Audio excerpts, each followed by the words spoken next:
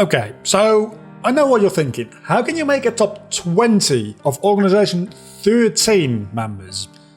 And that would be because Nomura doesn't give a crap, so why should I? Even the organization originally had 14 members. And then when you add in the true organization on top of that, it makes exactly 20, just like the total pieces for the Keyblade. But more importantly, a great number to fit into a list. And you know me, I love lists. So I'll be ranking these characters by how useful they were as organization members, how relevant they are to the bigger story, and how well they developed as characters on their own. Which is to say, I'm using so many variables, you can't complain if your favorite isn't number 1. Now let's get right into it. Oh, and of course, there's gonna be spoilers. Melody of Memory included, as little as there is to spoil about that game.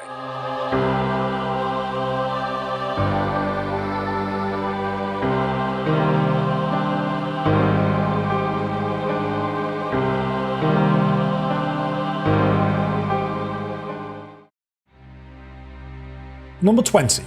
Terranaut. This guy is on the bottom for a number of reasons. But let's start at the moment of his creation. He forms Xehanort's heart is inside of Terra, and he immediately gets his ass kicked by the Lingering Will, at which point he makes a retreat to Radiant Garden. But before he even gets there, presumably, he time travels. Or is this Kingdom Hearts 3 appearance from him because of his reformation? But then, what about old Xehanort? Did they both reform? Did Xehanort just discover a do glitch for hearts?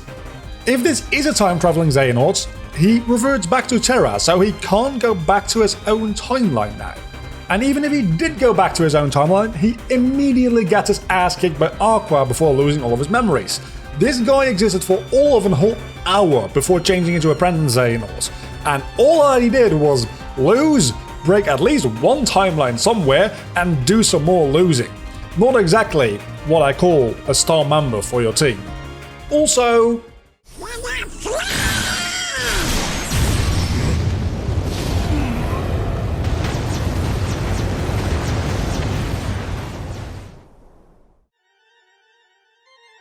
Number 19.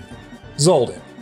The difficult thing about making an entry for a guy like this is that he is so low on the list because he doesn't do anything. So there isn't much to talk about. He is literally just filler. Xaldin shows up in Beast Castle to be a boss fight, which I have to admit is a really cool fight, but then he doesn't really do anything. Even in Kingdom Hearts days, he doesn't end up being involved in anything that's not related to making the beast a very angry boy. I swear, if it wasn't for his fight and the fact that he actually has a decently cool weapon, we'd forget all about him. Number 18. Laxius. I'm pretty sure this entire guy's dialogue altogether can be put on one page. He hardly talks in Chain of Memories, he only yells at Ventus in Birth by Sleep, and then in 3, he says nothing. Why is he even around anymore? We literally wouldn't care if he was never seen again. Who am I kidding? People would call him out for being the Master of Masters just because he disappeared. The only reason he beats Xaldin on this list is because he provides the situation for Riku to learn to control his darkness, which ends up being a very useful skill. That only elevates him from being 1% useful to being 2% useful at most. But it is being more useful. Number 17. Riku. Okay, first up, there is still some debate about which Riku this actually is, so for this video I'm going to assume that the game is telling us the truth. I know, big mistake.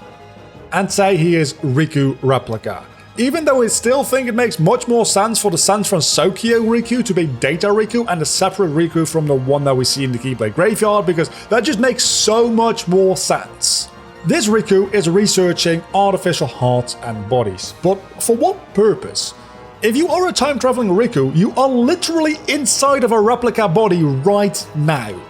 To the organization, he's damn useless and only really serves to fill out one of the 13 spots and to confuse the heroes and the players. In Chain of Memories, however, he probably has the most interesting character arc of anyone in that game. The idea of knowing that you're a fake version of someone else and you share all of their memories, which feel very real to you, is a terrifying thought.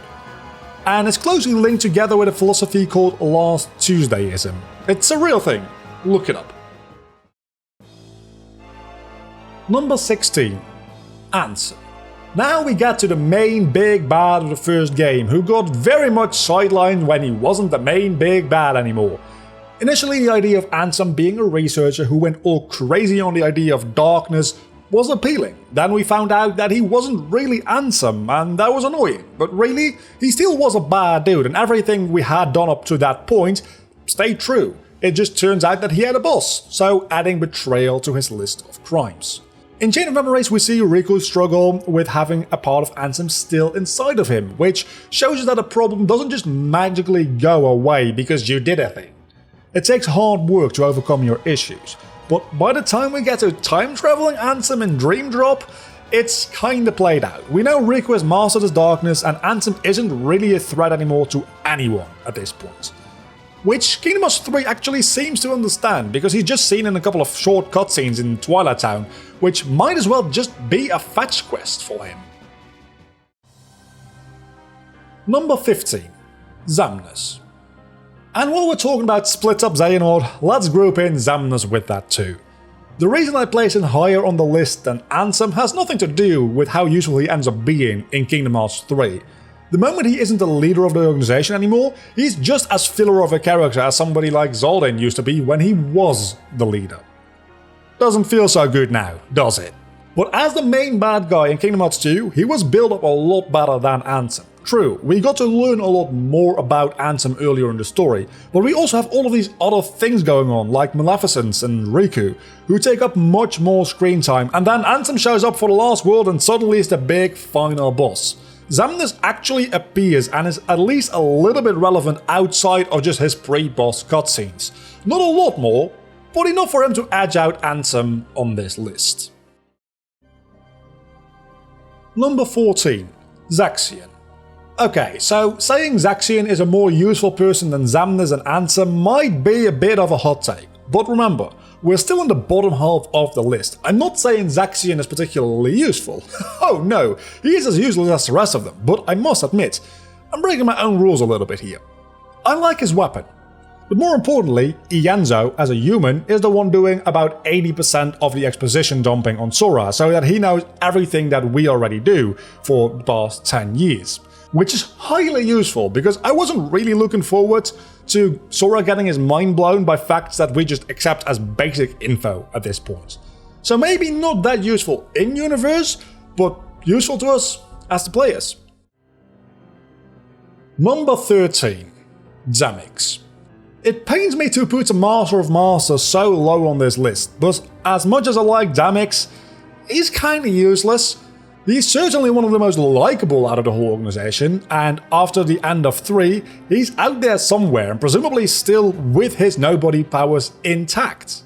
Maybe he's just throwing some kick-ass dance party and he won't be relevant again at all, but I think having a goofball like Demyx around every now and then could actually make for some good comic relief. Sora does a good job with that on his own, but I think Demyx is just built for easing tension, and I, for one, love it.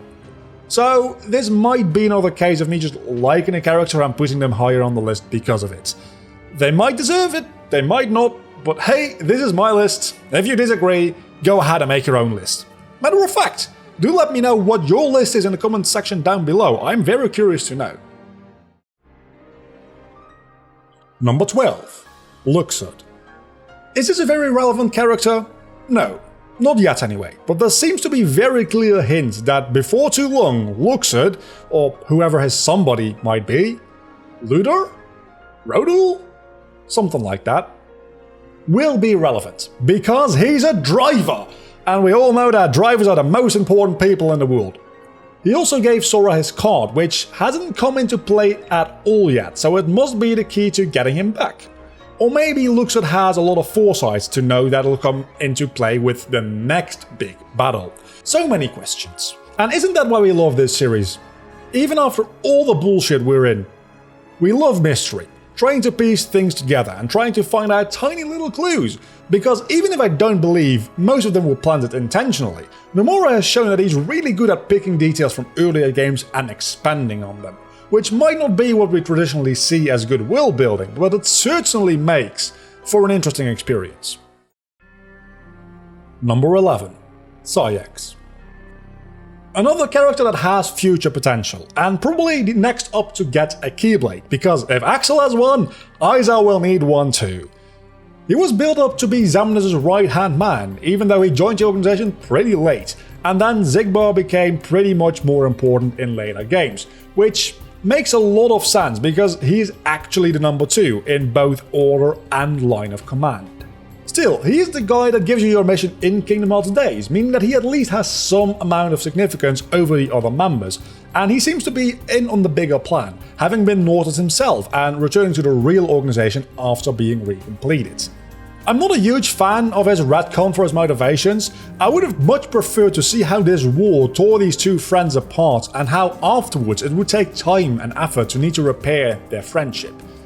Maybe a storyline to do with them not trusting each other, but finally getting back to helping Subject X.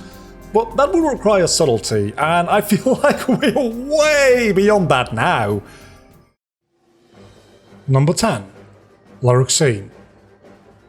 And here we have the only female member of the organization. I know what you're thinking, but technically Xiii isn't female, or male for that matter. Xiii serves as the main force of evil in Castle Oblivion to keep luring Sora deeper and deeper into the castle. And while this isn't really the organization's plan, it is her plan, and man does she deliver. Really, she did everything right, up to the moment that she died. That might have been less than optimal for her plan to take over the organization. Talking about which, why do her and Malusha even want to take over the organization? Does it have anything to do with Strelitzia? Or is it just for shits and giggles? She even mentions it again in Kingdom Hearts 3. This girl loves hostile takeovers, doesn't she? Number 9. Malusha. Of course, the real plan came from Malusha, who serves as the final boss for Chain of Memories, and honestly, it's probably one of the better build-up to a final boss in the whole series. Not to mention that by all accounts, his plan should have worked. Just saying, if they had planned to mind control Riku, it would have worked.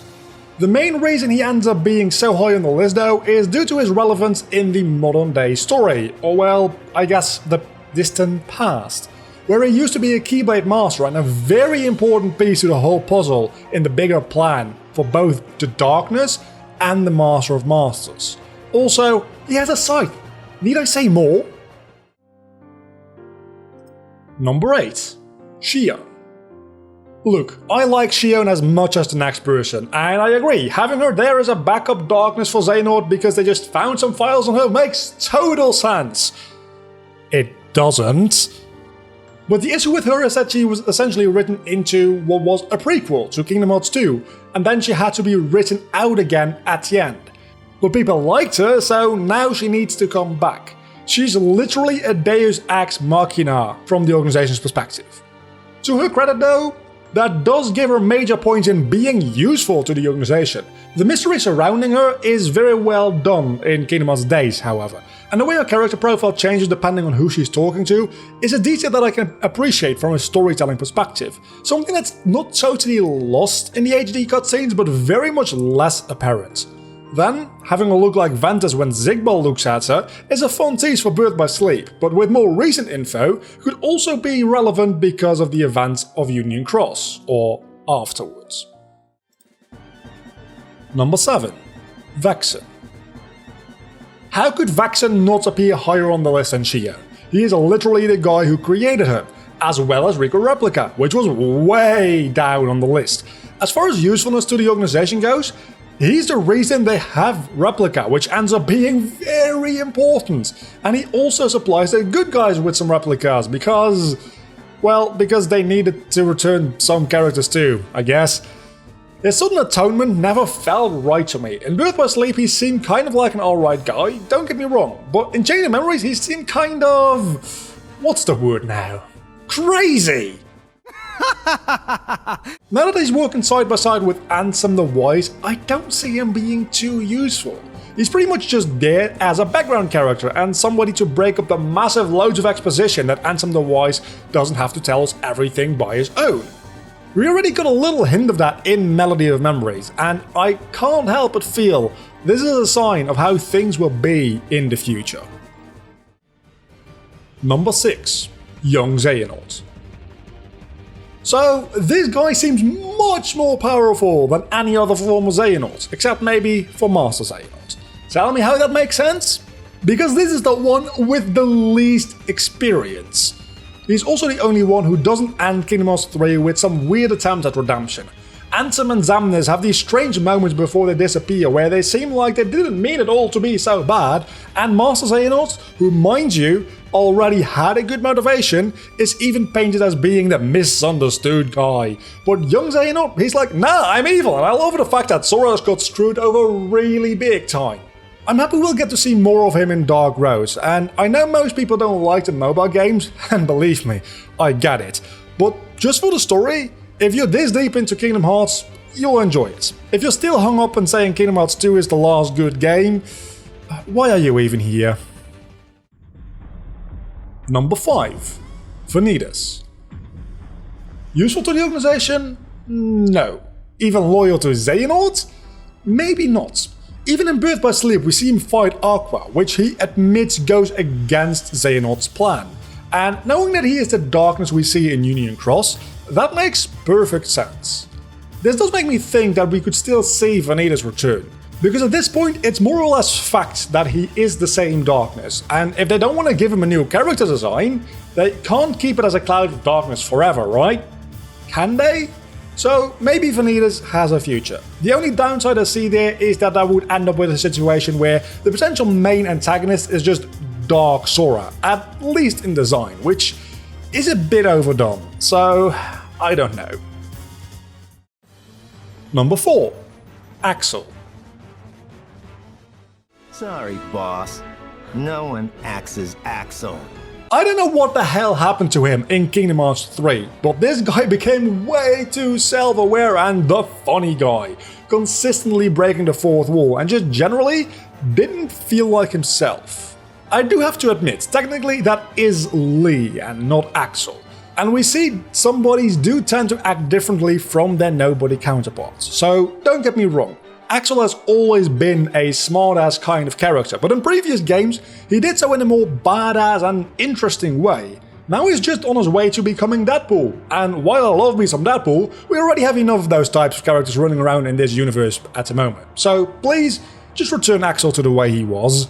I know this is just a countdown video and not a video on Axel, and I did place him high up on the list because I really like him, but they messed him up in 3 really badly, and I kind of just needed a place to complain about it. Number 3. Master Xehanort. The big man himself. We faced his Heartless, we faced his Nobody, we faced him and lost really, really badly. And then we faced all of the above and beat his ass. I've mentioned some complaints surrounding this character in previous entries, the time travel bullshit, or how it makes no sense why would we complete as old Xehanort and not Terranort, but you have to hand it to him. This man can make a plan. Granted, his entire plan was just one single move in the 6D chess game of the Master of Masters, which he is still playing, but still, I'd hire him to plan my wedding.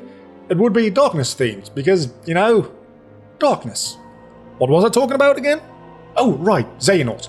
We don't get to see that much of him, and most of him we get to see is his interactions with Terra in Birth by Sleep, where he explains that there needs to be a balance between light and darkness, going full grey Jedi on us.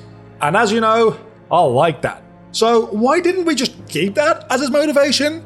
I know he could have been lying to Terra because it sounded better than I'm gonna destroy the world and rebuild it, and the stakes are much higher this way, but as far as having a compelling villain goes, he would have been way higher up there. You notice how villains obsessed with balance tend to do well, because it's more relatable and an interesting philosophy. You had that, but then you retconned it into being something worse.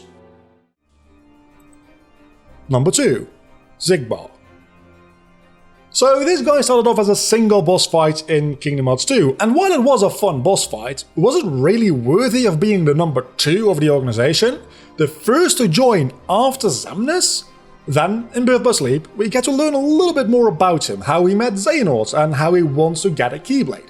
We don't pay too much attention to that at the moment, because who wouldn't want a giant key which you can pretty much use for whatever you like? In the ending of Recoded, things become a little bit more interesting when he says he's got his own plans, revealing that, in fact, he isn't just following Xehanort's orders because he likes being evil, but he's still holding out hope of getting the Keyblades. And honestly, looking back at it, why didn't more people expect Xigbar to be the next big bad guy? I know some people had their theories, and this is one of the few times in the Kingdom Hearts series where, when it was revealed to be Lucio, I was actually surprised, and going back, glad to see that it makes some amount of sense. Unlike with Terra being the Guardian, or Riku being the initial master of the Keyblade, those things I caught on to very early on. Xigbar, this man surprised me, and I can't wait to see what he has in store for us now that he has his Keyblade back. And number 1... Roxas. Could it be anyone else? Could we please just make Roxas the main character from here on out? Sora has gone, we don't need him back, we've got this dual-wielding badass here to fill his place. Seriously though, that is more or less his whole character arc. And while it mostly plays out in the background, it's certainly an interesting one. Having to accept that you're not the one to get the spotlight, but only a puzzle piece to make someone else strong enough for the very thing you want to do. It's a very interesting idea. Throw his friendship with Xiii in there, someone who has more or less the same position, and you have a very compelling character. His return to Kingdom Hearts 3 was honestly one of the only moments I felt straight up hyped without any cynical thoughts in the background. And getting to play as him, man, that felt good. Still, nobody? See what I did there? It's perfect, and I would still very much like to have explained why he looks like Ventus, because Ventus's heart was inside Sora? Okay, but then so was Kyrie's, and that one got released, so did Ventus's heart go into Roxas? Is that why he looks like that? Why did Ventus's heart not return to Ventus? Could it just have been that the original secret ending for Kingdom Hearts 2, Nomura didn't have all the details finalized yet and it was supposed to be Roxas? We may never know, but the games don't do a good job explaining this one, even though they go out of their way to mention it multiple times in the final part of Kingdom Hearts 3. Well, this has been a bit of a longer video, hasn't it? If you enjoyed it, let me know by leaving a comment with your favorite organization members in the comment section down below. And don't forget to leave me a like on this video, it really helps. If you want to see more videos like this, subscribe to the channel and maybe check out some of my Kingdom Hearts Let's Plays, like the randomizers I've been doing. Until the next time, I've been Vlogger, you've been awesome, as always, bye.